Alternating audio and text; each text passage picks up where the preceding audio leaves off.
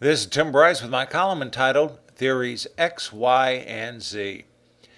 Whenever I bring up the subject of micromanagement, it inevitably leads to a discussion regarding the three basic theories of management, X, Y, and Z.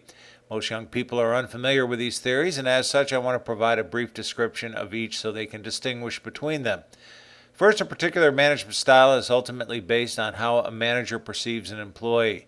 For example, if a manager thinks a worker is lazy, the manager will spend more time supervising the individual. In contrast, if a manager has faith in the worker's judgment, the manager will allow the employee to supervise himself. Perceptions, therefore, plays a significant role in formulating a management style. There are basically three perceptions management considers: the worker's intelligence level, whether the individual is considered capable of rising above their current position or has exceeded their level of competency, the in over the head phenomenon. This is often gauged by the number of mistakes the worker makes and their ability to grasp new ideas.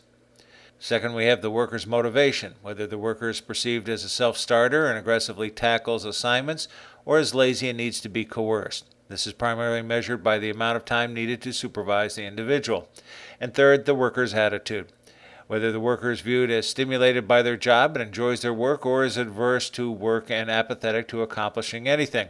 This can be analyzed by the amount of time spent conquering job assignments, either obsessed with meeting a deadline versus a clock watcher mentality, and the employee's deportment as a professional. Are they sharp and articulate versus slovenly?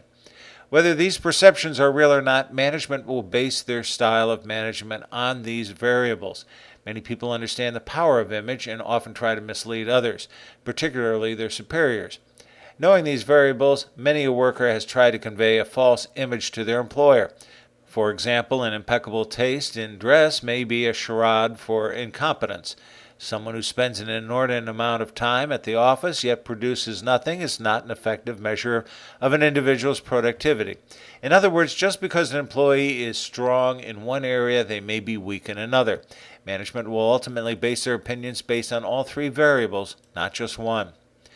Over the last 100 years, three distinctly different theories of management have emerged: theories X, Y, and Z.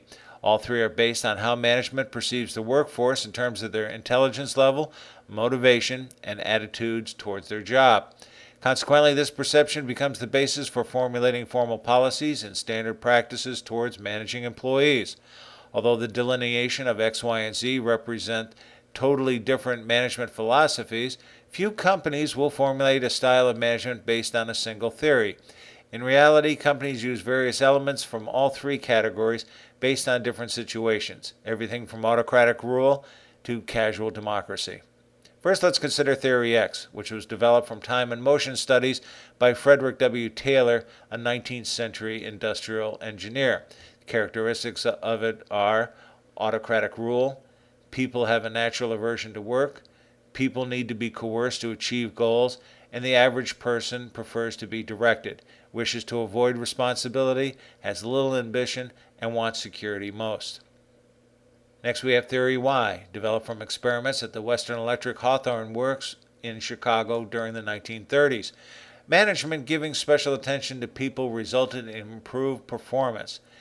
And the characteristics of Theory Y are: work is as natural as play or rest, people will achieve goals they deem important, a commitment-reward relationship, people accept and seek responsibility, people can use imagination and creativity, and more brain power is used. And finally, we come to Theory Z, which was developed by Dr. William Uchi of UCLA, who based on study of Japanese businesses during the 1970s. He observed higher productivity because Japanese society encourages mutual trust and cooperation. The characteristics of it are long-term employment, employees need freedom to grow, group decision-making, subordinates are whole people, management is concerned with welfare of subordinates, open communications, complete trust, and cooperation versus competition. Today, America lives in a Theory X world of micromanagement, where the boss makes all of the decisions for the workers and closely supervises their actions. Here, workers feel encumbered by management and yearn for more freedom. As I came into the workforce in the 1970s, it was more of a Theory Y type of world, where employees were empowered and expected to supervise themselves. I have also witnessed Theory Z firsthand in Japan. Here there is a deep respect for the human spirit. Consequently, trust between management and workers is cultivated. Why the shift from Theory Y to Theory X in this country? My guess is that management has become overzealous in taking credit for success. Should a project fail, the workers are blamed. If it is a success, management expects to be rewarded. I also believe workers tend to shun responsibility. If something goes awry, they can blame management's supervision. This is why I'm a believer of Theory Y, where people are asked to be professional and supervise themselves. By empowering people in this manner, you can manage from the bottom up, not just top down. Just remember, it is all about perceptions, how managers perceive the workers and how the workers perceive themselves and how we perceive our values.